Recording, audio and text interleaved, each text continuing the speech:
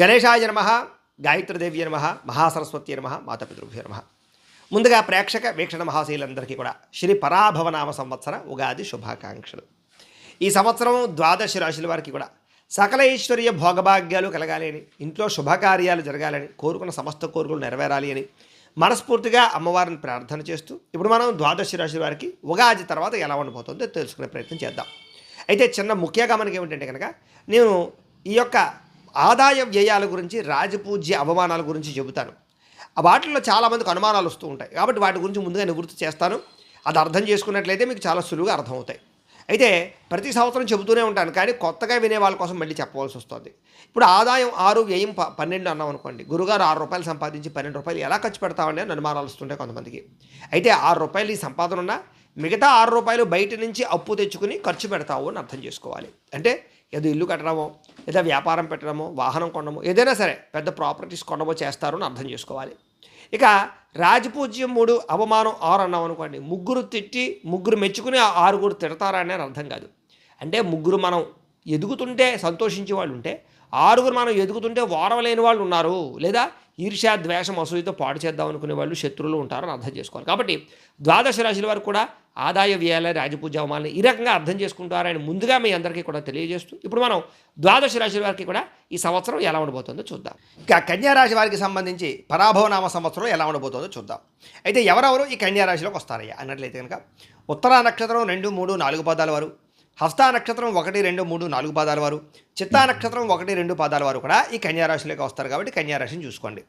అయితే ఎవరెవరు ఈ పేరును బట్టి చూసుకునే వాళ్ళు ఉంటారో వాళ్ళు మీ పేరులో కనుక మొట్టమొదటి అక్షరం టో, పా, పీ, పు, షం, నా, టా, పే, పో ఈ అక్షరాలతో కనుక మీ పేరు ప్రారంభమైతే మీ అందరిది కూడా కన్యారాశి అవుతుంది కాబట్టి కన్యారాశిని చూసుకోండి. అయితే ఈ సంవత్సరం కన్యారాశి వారికి ఆదాయం 8, వ్యయం 11గా కనపడుతుంది. అంటే వచ్చే ఆదాయం తక్కువ, ఖర్చు విపరీతంగా పెరగడము, రుణబాధలు, ఆర్థిక ఇబ్బందులు కొంచెం ఇబ్బంది పెడుతూ ఉన్నాయి. అయినా ఏం కంగారు పడక్కర్లేదు. మీరు పెట్టేటటువంటి ప్రతి పెట్టుబడి, ప్రతి రుణము మీకు భవిష్యత్తులో ఖచ్చితంగా ఆదాయం తెచ్చిపెడుతుంది. అలాగే చాలా జాగ్రత్తగా ఇన్వెస్ట్మెంట్ కూడా చేయగలుగుతారని చెప్పచ్చు. అయితే ఈ సంవత్సరం రాజపూజ్యం 3గా కనపడుతోంది, అవమానం కూడా 3గా కనపడుతుంది. అంటే మిమ్మల్ని మెచ్చుకునే వాళ్ళు తక్కువగానే ఉన్నారు, అలానే మిమ్మల్ని అవమానించేవారు, ఇబ్బంది పెట్టేవారు కూడా సమానంగా ఉన్నారు. కాబట్టి పెద్దగా ఈ విషయంలో పెద్ద భయపడవలసిన అవసరం కూడా మీకు లేదు. కాకపోతే శత్రువులు మాత్రం ఉన్నారనే విషయం గుర్తుపెట్టుకోండి. నరదిష్టి, నరఘోష బాగా పెరుగుతోంది. అలాగే కొంతమంది వ్యక్తులు ఏంటంటే మీకు ఎదురుగుండా ఒకలాగా, వెనకాల ఒకలాగా బిహేవ్ చేసేవాళ్ళు, లేదా అనేక రకాల పుకార్లు పుట్టించే వాళ్ళు పెరిగిపోతుంటారు ఈ సంవత్సరం. కాబట్టి నిందారోపణలు పెరిగిపోతాయి కాబట్టి సొంత జాగ్రత్తలు తీసుకోండి. ఎవరికి మీ సీక్రెట్లు అవి చెప్పకండి.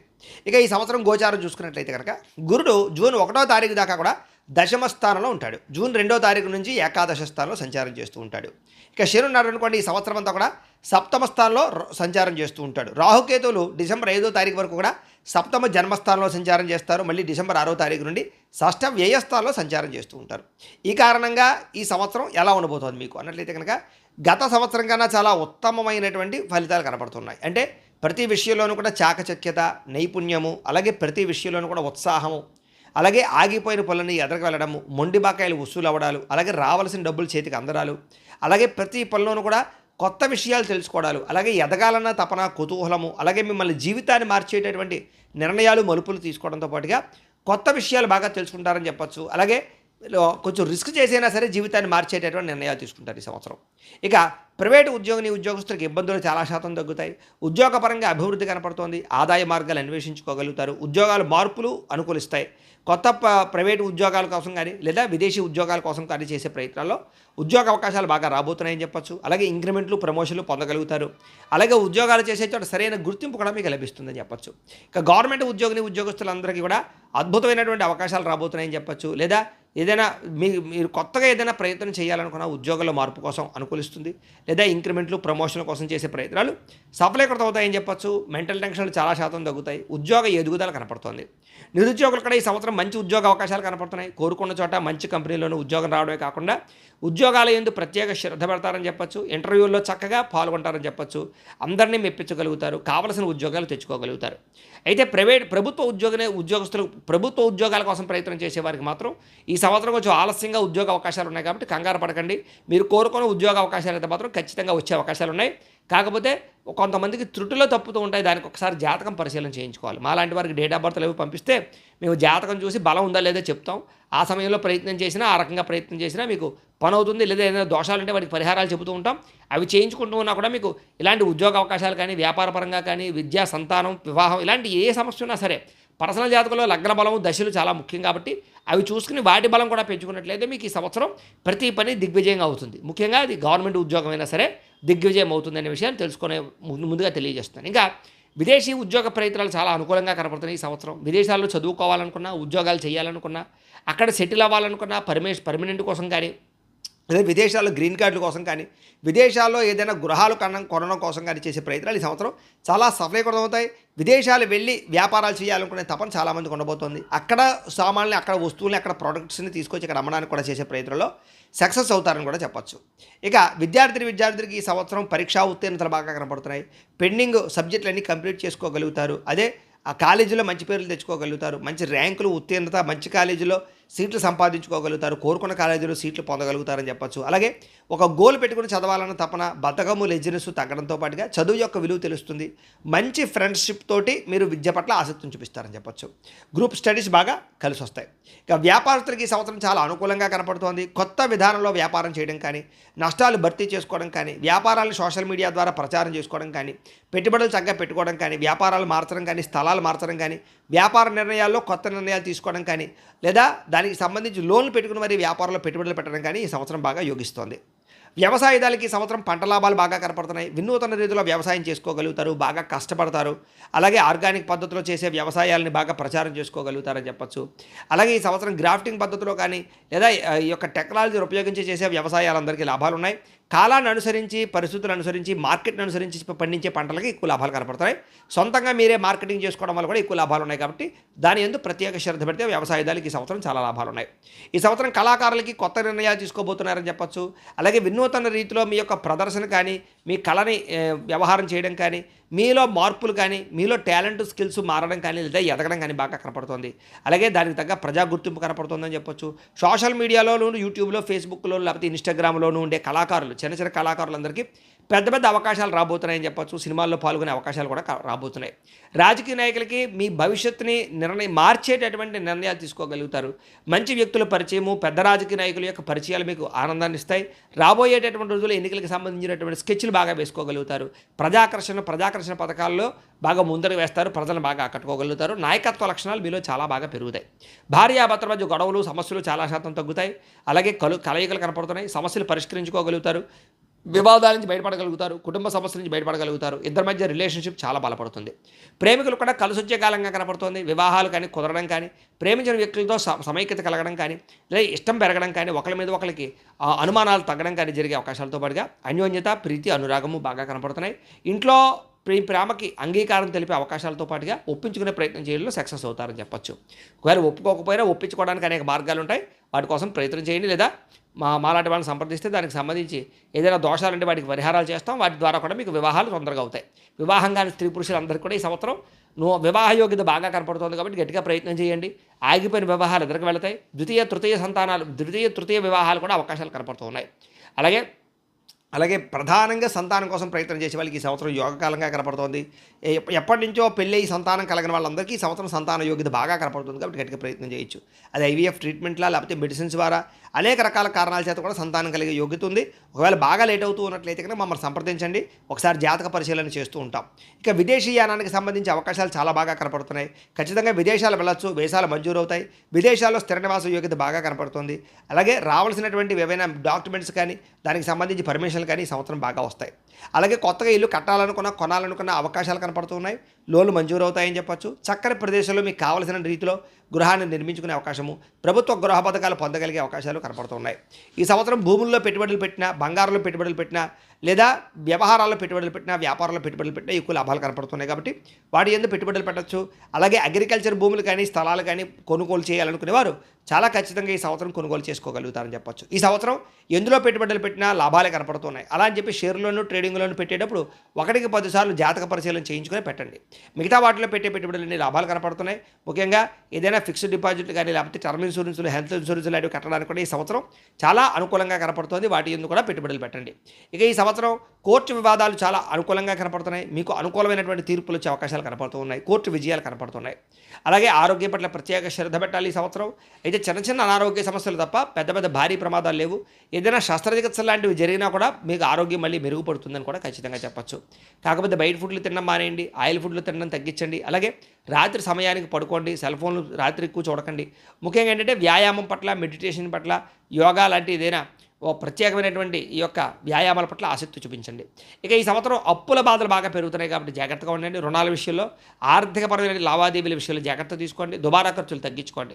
ఈ సంవత్సరం వాహన యోగం బాగా కనపడుతుంది. కొత్తగా వాహనాలు కొనడం కానీ, వాహనాలు మార్చడం కానీ, విద్యుత్ వాహనాలు కొనడం కానీ, లేదా ఇష్టమైనటువంటి వాహనాలు కొనుగోలు చేయడం కానీ బాగా అనుకూలిస్తుంది. కొనుగోలు చేసుకోగలుగుతారు. ఈ సంవత్సరం కావలసిన ప్రయాణాలు, దూర ప్రయాణాలు, తీర్థయాత్రలు, కుటుంబ సభ్యులతోటి విహారయాత్రలు, విదేశీ యాత్రలు బాగా అనుకూలిస్తున్నాయి కాబట్టి ప్రయాణాలు చేయొచ్చు. సంతోషంగా కాలం గడుపుతారు ఈ సంవత్సరం.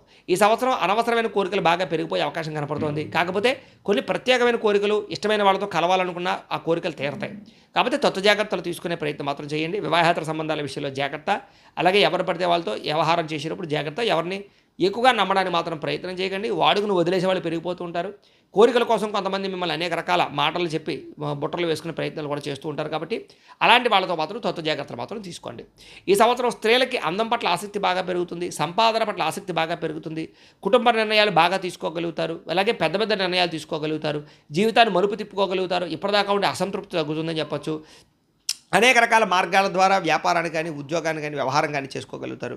అలాగే కుటుంబ సభ్యులతో సఖ్యత ఏర్పడుతుందని చెప్పొచ్చు. అలాగే అదృష్టం బాగా కలిసి వస్తుంది మీకు. స్త్రీలకి ఈ సంవత్సరం ఏం చేసినా పట్టిందల బంగారం అవుతుంది కాబట్టి మీ పేరున వ్యాపారాలు పెట్టినా, ఇండస్ట్రీలు పెట్టినా లాభాలు వస్తాయి.